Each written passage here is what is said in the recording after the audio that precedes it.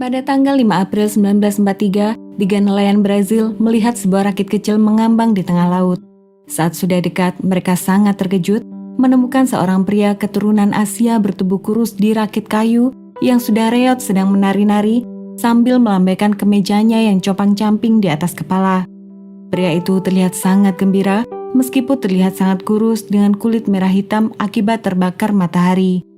Beberapa hari kemudian, dengan bantuan seorang penerjemah, baru diketahui pria itu bernama Pun Lim dan telah hilang di laut selama 133 hari. Berikut adalah kisahnya.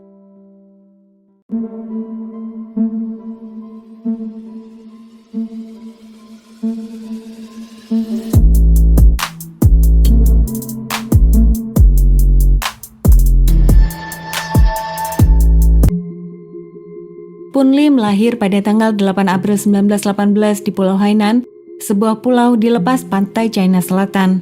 Meskipun saat itu Perang Dunia I sedang berlangsung dan pandemi flu global sedang melanda dunia, keluarga Lim menjalani kehidupan yang damai. Mereka mencari nafkah dengan menangkap ikan di Teluk Beibu utara pulau itu. Sayangnya pada akhir tahun 1920-an, kondisi damai mulai terusik karena ancaman invasi Jepang di depan mata. Banyak warga, tak kecuali ayah Lim, takut putranya wajib jadi tentara dan harus meninggal di medan perang. Oleh karena itu, mereka sekeluarga memutuskan untuk pindah ke negara Malaysia. Singkat cerita, di negara baru ini, keluarga Lim tetap mencari nafkah sebagai nelayan. Namun ketika Lim tumbuh dewasa, dia merasa tidak puas harus menjalani kehidupan seperti itu-itu saja. Baginya, pekerjaan mencari ikan di laut sangatlah membosankan. Dan ketika sudah cukup dewasa, Lim merasa dirinya terpanggil untuk melawan imperialisme Jepang. Dia akhirnya meninggalkan keluarganya dan bekerja sebagai anak kabin di Angkatan Laut Inggris Raya. Pada awalnya, kehidupan yang baru membuat Lim merasakan kebebasan sesungguhnya. Tapi sayangnya, dia dan orang-orang keturunan Asia lainnya selalu mendapat pekerjaan sepele dengan gaji sangat kecil. Mereka juga terus-menerus mengalami pelecehan dan diskriminasi dari perwira dan pelaut Inggris. Pada tahun 1937, Lim kehabisan kesabaran dan memutuskan untuk pindah mencari peluang yang lebih baik di tempat lain. Dia menghabiskan beberapa tahun bekerja sebagai mekanik di Hong Kong. Tetapi kemudian, saat Jepang sedang menginvasi China pada tahun 1941, Lim kembali tertarik bekerja di laut. Pada tahun 1942, Lim kemudian diterima bekerja sebagai pelayan di sebuah kapal kargo milik kerajaan Inggris bernama Ben Lomond. Selama Perang Dunia II, kapal pengangkut dengan mesin uap ini digunakan secara teratur membawa pasokan ke pasukan sekutu di seluruh dunia. Waktu itu, tanggal 23 November 1942, kapal uap dengan tinggi 128 meter dan berat sekitar 5.400 ton ini sedang dalam perjalanan dari Cape Town, Afrika Selatan menuju ke Suriname, Amerika Selatan. Dan dari sana, mereka dijadwalkan akan lanjut berlayar menuju ke pelabuhan kota New York, Amerika Serikat. Meskipun kapal kargo ini dipersenjatai, tapi kemampuan mereka bertahan sangat terbatas karena hanya memiliki senjata kaliber relatif kecil. Dan semua orang di kapal itu tahu mereka tidak akan selamat bila harus berhadapan dengan kapal perang atau kapal selam musuh. Lalu, gerak Ben Lomond juga sangat lambat. Lebih parahnya lagi, kapal itu melakukan perjalanan sendiri tanpa pengawalan di sepanjang rute perjalanan yang dipatroli secara teratur oleh kapal selam Jerman. Pada suatu hari sekitar pukul 2 siang, kapal Ben Lomond masuk ke dalam radar kapal selam Jerman. Kapten kapal selam segera mengirim pesan ke seluruh kapal dan kru kapal selam segera beraksi. 2 torpedo besar ditembakkan ke arah Ben Lomond yang sedang bergerak lambat di atas Samudra Atlantik. Kedua torpedo itu lalu menghantam lambung kapal tepat di bawah garis air. Akibat serangan itu, hampir semua dari 54 orang awak kapal Ben Lomond tewas dan tenggelam bersama kapal beberapa saat kemudian. Dengan sedikit keberuntungan, Pun Lim berhasil mengambil jaket pelampung yang berada di dekatnya, melompat ke laut, dan berenang menjauh dari kapal Ben Lomond yang sedang tenggelam. Sayangnya, meskipun nyawanya selamat, dia sekarang sendirian di tengah laut Samudra Atlantik. Setelah berenang selama berjam-jam, Lim hampir menyerah karena kelelahan. Kemudian, tepat saat lepas semua harapan, dia melihat sebuah rakit kayu yang sedang mengapung tak jauh darinya. Dia segera berenang menggunakan sisa tenaganya dan naik ke atas kayu itu untuk beristirahat. Saat malam tiba dan kondisi gelap gulita, mimpi buruk Lim baru saja dimulai. Bila ditarik dengan garis lurus, posisi Lim sebenarnya hanya sekitar 400 km dari daratan terdekat. Tapi karena terjebak dalam arus barat yang kuat, rakitnya terdorong ke arah pantai utara Brazil lebih dari 2 kali lipat jauhnya. Melewati ini, Lim hanya bisa duduk menatap lautan yang seperti tak berujung. Lim sadar bahwa satu-satunya cara dia bisa selamat adalah berharap ada kapal yang lewat. Dan sambil menunggu, dia harus menggunakan kemampuannya bertahan hidup. Untungnya, di rakit itu ada sebuah kotak peralatan yang berisi pistol suar, sebuah senter, alat pancing, beberapa batang coklat dan sekantong gula batu, juga terdapat panci untuk memasak, dan 11 galon air tawar. Pada awalnya, Lim berasumsi pihak Angkatan Laut sudah mengetahui kapal Ben Lomond telah tenggelam. Dia berharap operasi penyelamatan skala besar segera diluncurkan untuk mencari korban selamat. Tapi di sisi lain dia juga tahu bahwa dalam keadaan perang, tugas penyelamatan kapal kargo mungkin tidak menjadi prioritas. Lim lalu mulai menjatah sumber makanan yang dia miliki dan mengisi galon air itu dengan air hujan setiap kali dia punya kesempatan. Beruntung Lim menghabiskan sebagian besar masa kecil dan remajanya sebagai nelayan, jadi dia tahu lautan bisa menyediakan makanan yang dia butuhkan sampai dirinya diselamatkan. Dia lalu membuat tali pancing dari kawat tembaga dan kail pancing dari paku yang dia dapat dari rakit. Untuk umpan, Lim membuat adonan dari remah-remah biskuit yang kemudian dia taruh di ujung kail. Dalam waktu yang tidak terlalu lama, dia mendapatkan ikan pertamanya. Dia lalu membersihkan sisik ikan dengan tutup kaleng yang tajam dan memakan ikan itu mentah-mentah. Dia kemudian menggunakan jeroan, kulit dan kepala ikan untuk menangkap lebih banyak ikan. Tapi karena tidak tahu berapa lama cobaan ini akan berlangsung, Lim lalu mengeringkan beberapa daging ikan di bawah sinar matahari sebagai simpanan makanan.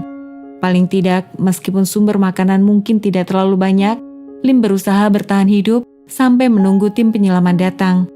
Pada hari-hari berikutnya dan minggu-minggu setelah itu, Lim dan rakitnya terus menghadapi cobaan gelombang laut yang besar akibat badai dan angin kencang. Seringkali persediaan ikan kering yang disimpannya jatuh ke laut. Lim terkadang harus bertahan hidup tanpa ada makanan. Dia mengalami dehidrasi dan tubuhnya sangat lemah sekali. Ketika tidak ada ikan yang ditangkap, Lim terpaksa menangkap burung camar yang mengelilingi rakit kayu kecilnya. Karena takut sakit bila makan daging burung camar mentah-mentah, dia lalu membuat dendeng daging burung dan baru makan setelah daging itu benar-benar kering. Setelah itu, Lim menggunakan bagian burung yang tidak bisa dimakan sebagai umpan untuk menangkap ikan dan sejumlah hiu kecil. Kulitnya juga terbakar parah karena terpapar sinar matahari setiap hari. Tapi yang membuatnya hampir hilang harapan adalah saat sebuah kapal barang besar lewat di depan rakitnya.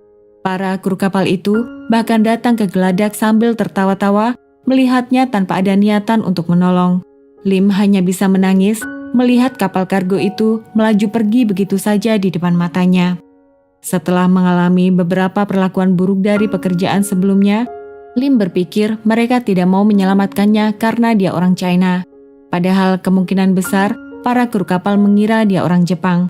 Seperti kita tahu, orang Jepang sangat dibenci saat itu karena rezim militer mereka yang telah mengambil nyawa jutaan orang.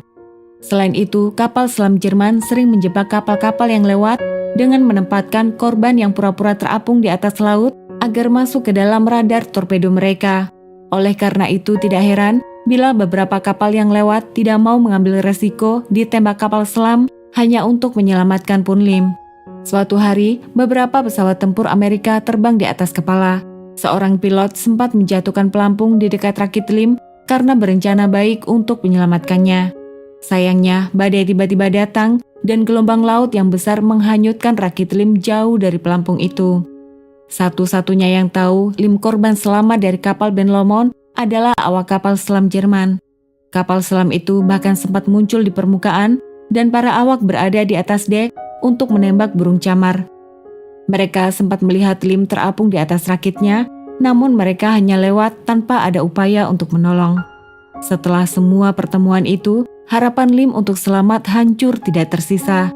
Dia hampir yakin akan mati pelan-pelan, baik karena dehidrasi atau kelaparan. Ini adalah saat-saat terburuk dalam hidupnya.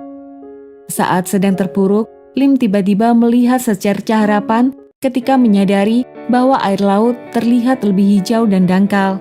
Dari pengalamannya sebagai nelayan, dia tahu posisi rakitnya sudah dekat dengan daratan. Akhirnya pada tanggal 5 April 1943 setelah mengapung di lautan selama 133 hari, Lim melihat sebuah perahu nelayan tak jauh darinya dan saat itu Lim tahu penderitaannya akan segera berakhir. Dia diselamatkan oleh para nelayan itu. Secara total, Lim menghabiskan hampir 5 bulan atau 19 minggu di Samudra Atlantik. Dia kehilangan sekitar 10 kg berat badan, menderita dehidrasi parah dan kekurangan gizi. Lim lalu menghabiskan waktu 1 bulan beristirahat dan memulihkan kembali kondisi tubuhnya di sebuah rumah sakit di Brazil. Tetapi mengingat apa yang dia alami, para dokter sangat kagum bahwa pria ini masih dalam kondisi yang sangat baik. Ketika cerita ini keluar, pun Lim langsung menjadi sensasi internasional. Memanfaatkan momentum itu, konsul Inggris lalu mengatur agar Lim melakukan perjalanan ke London pada musim gugur 1943. Di sana dia kemudian dianugerahi medali kerajaan Inggris oleh Raja George ke-6 atas pengabdiannya di kapal milik kerajaan Inggris. Selain itu, Angkatan Laut Kerajaan juga memasukkan teknik Lim bertahan hidup di laut dalam manual baru bagi para pelaut dan prajurit Angkatan Laut.